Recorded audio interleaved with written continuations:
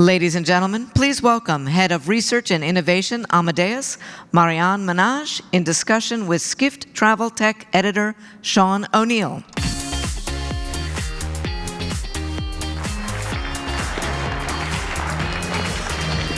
Hello.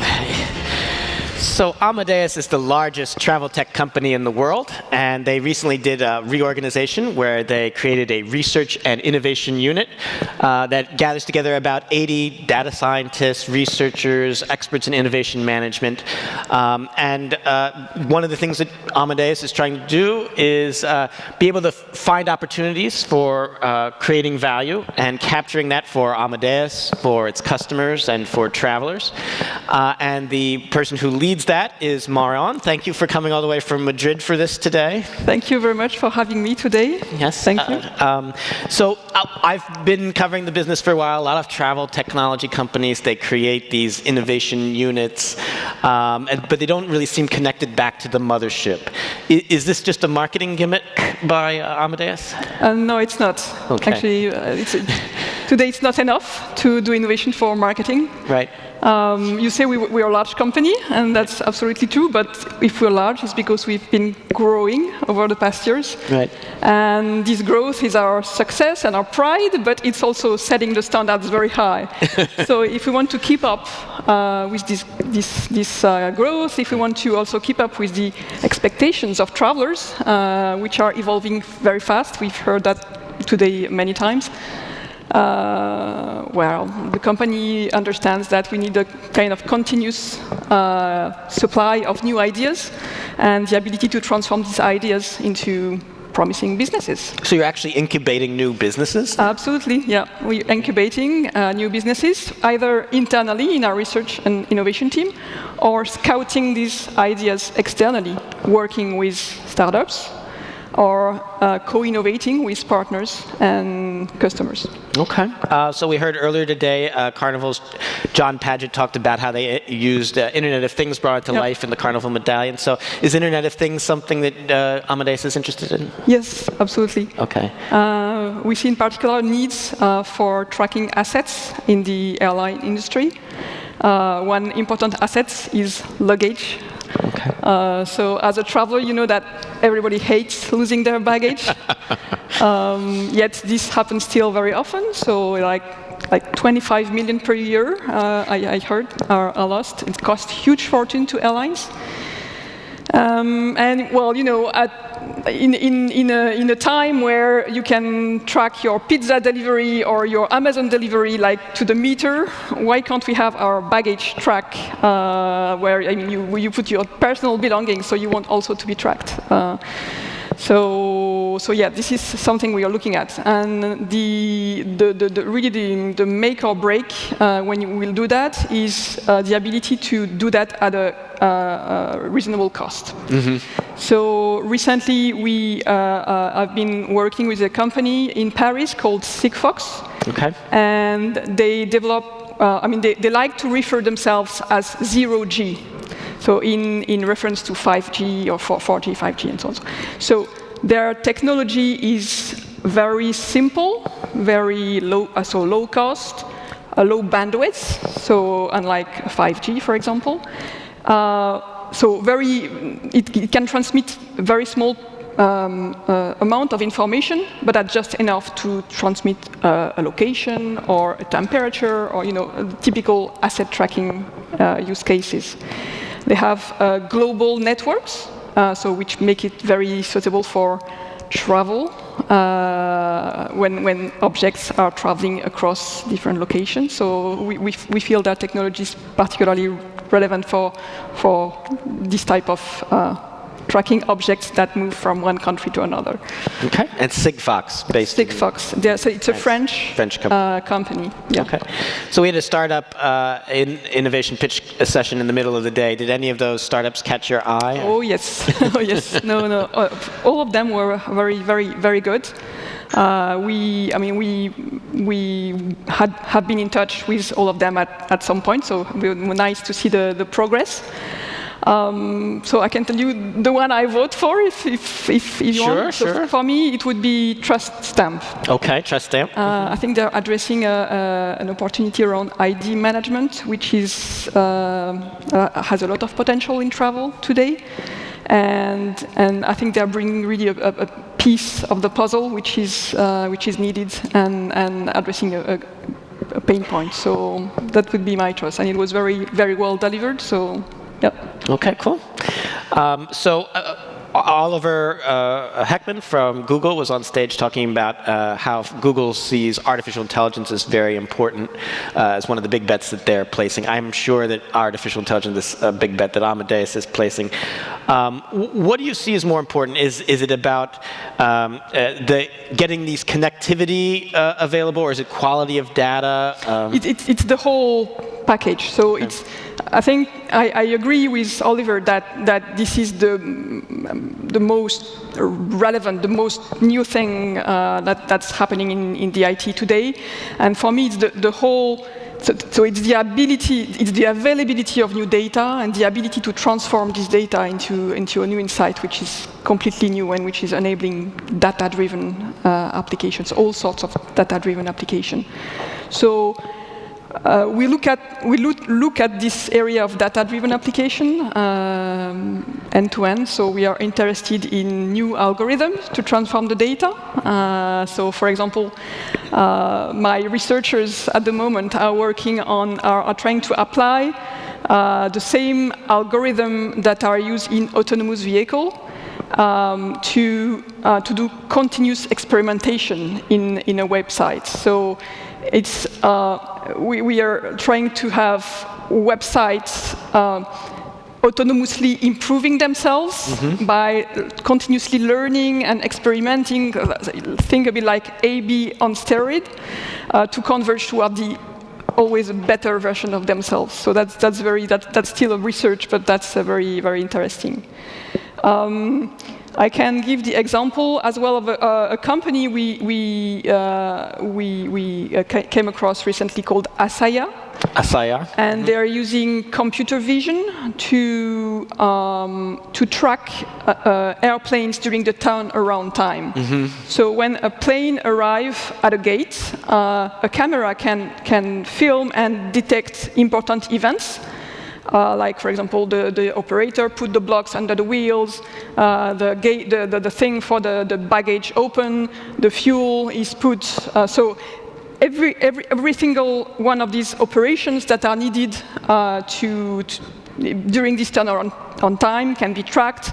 And so with AI, they're collecting this vast new type of information which can be used to optimize the turnaround time and also ensure that all operations are done, so increase the security. So pretty interesting. That is so Asia based in France? I think they are based in Switzerland, Zurich. Yeah, okay. if I'm correct. So where, are there any other startups like in data management, AI? Yeah. So recently, one of the newest we add to our portfolio is a company called Dawex. Okay. They're, again, a French company, and they're really trying to position in the data economy. So they are building marketplaces for different actors to exchange data. So they are providing white label marketplace solution that help different actors to offer and to manage the demand and offer of data in various domains. Okay. Very interesting. Cool.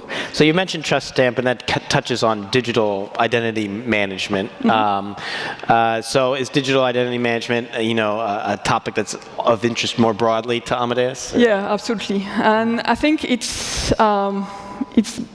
by recognizing that. So let me take the example of the trip I made to come here. So Madrid, San Francisco. I had a stop in JFK. So overall, now the end-to-end experience is relatively smooth. I mean, when flights are not delayed, which was not the case. So flight were on time and everything. So it's relatively smooth. However, I had these 3 hours in JFK and 2 major pain points there. One is border control, and the other is security. Okay. And these steps are still a lot of queuing, lot of standing, lot of taking out IDs, taking out boarding pass, manual checks. So this is really steps that can be improved, combining ID management solution like Trust Stamp we saw earlier, biometrics. We can't have a tech conference in California without saying blockchain, and so. In identity management, do you feel like blockchain is essential, that you can't really achieve that without blockchain? No. I think we can achieve it using a centralized system. Okay. So what are some other startups that are interesting in like identity management that you guys are? So one of the area which is hot at the moment is technology that enables really the end users to be in full control on how their personal data is used. So I've recently heard about a project in MIT called Interrupt, I think, which I think I don't know much about it, but I think it participates from that. There is also a company in Germany which is really a project by a consortium of big corporations. One of them is Lufthansa, one of our customers. And really the goal here is to provide a tool for a user like you and me to be in full control of their personal data, understand how they want to use their data, how they want to share it with whom, and in exchange of what benefits. So this is a hot area. So this company is called Verimi. Verimi? Verimi. Okay. Yeah, I think Tim Berners-Lee, the inventor of the internet, he has been talking about like the next trend is like consumers being able to take back control of their data and then choose who to hand it out to and who to parcel it out for. So we're going to be hearing later today from one of Uber's top innovators. Do you have any views on the future of mobility? Yes, this is a topic which is, for me it's very interesting on several dimensions. First, as a user, so for example, I use car sharing service. I found that this is really one example on how technology has changed our lives over the past, let's say, 15 years. How digital can. So in this case, it's how it has made much easier, faster, cheaper, the process of renting a car. So typical, wonderful digital experience. It's also very interesting as an innovator, I would say, and a citizen, because current mobility system is actually so inefficient. If you look at the time where cars are being unused in the garage or in the street, and the fact that most cars are actually occupied by one person, the average usage of car is, I think, like of the order of 5%, which is absolutely ridiculous when you think how expensive a car is and how much space they eat in a city. So huge opportunity to innovate there and to improve. So there's a lot of companies like Turo in the US, BlaBlaCar in Europe. And so when we were talking before going on stage, you had mentioned that you are actually incubating new businesses. You're trying to create new things, and you were very excited about one of your efforts to try to improve the traveler experience. So maybe share that. Yes. So I can give you the very topical example. This trip from Madrid to San Francisco that I did was the first when I could test one of our new service. Cool. Called Fizzy. Fizzy? Because it makes travel freaking easy. Freaking easy, okay. And it's like a digital concierge that will push you service and information and services that can help you all over the journey. So, and it can be all type of little micro services, but that can help you from okay, you're going to go on a trip, you're going to leave your house for 1 week unoccupied, so you can, if you have a dog, they could push you a dog sitting service. Then you're going to leave your car at the airport. Why not combining this with maintenance of your car if it needs it? As you're at the airport, you're late, it can push you a valet or a fast track to make sure you don't miss your trip. So there are multiple opportunities to remove stress, to help, to make your trip more easy. And that's what this kind of little helper does to that. So it was very exciting to after we've been talking about it for several months, to see it live finally. So that's great. So I think one thing that people in the audience might wonder is that you are a business-to-business company. You take care of the back end of technology. So this is a consumer-facing interaction. So are you getting into the consumer side? So in that case, we believe ultimately we can provide this as a white label service that our, for example, airlines or travel agencies could propose to their customers. Now, before we propose to one of our customers to do that, we would like to have a version which is tested enough with real customers. So now our objective is to gather a first user base, which is enough to test the concept, to optimize, and then we can offer that as a white label once. Okay. And you have certain, like Amadeus.net you use sometimes to collect consumer interactions. Yes. So this one is exactly the same spirit. We call it our conversion lab. Okay. So one of the hot topic in my team is how to optimize conversion for our customers using AI. And so we use Amadeus.net as our conversion lab. So we can do crazy things, and if it breaks, it's only a problem for us. You know, we don't mess with our customers' side. Fantastic. We'll go to some audience questions. One frustrating thing: you're so eloquent at talking about the high level, but you're able to be so conversant on so many of the sophisticated levels. But we have to keep the conversation at a high level. Who is best positioned to collect and process data? Yourself, online travel agencies, or the airlines? Well, I think this touches one of the issues when we talk about this data-driven application is about data ownership. Who owns the data? So when we operate IT systems for an airline, for example, it's the data of the airline, or is it the data of the end traveler? By the way, so there are still a very blurry lines in this area. We don't have all the answers today. Another blockchain question: what has to happen in the sector for blockchain to be really of practical use?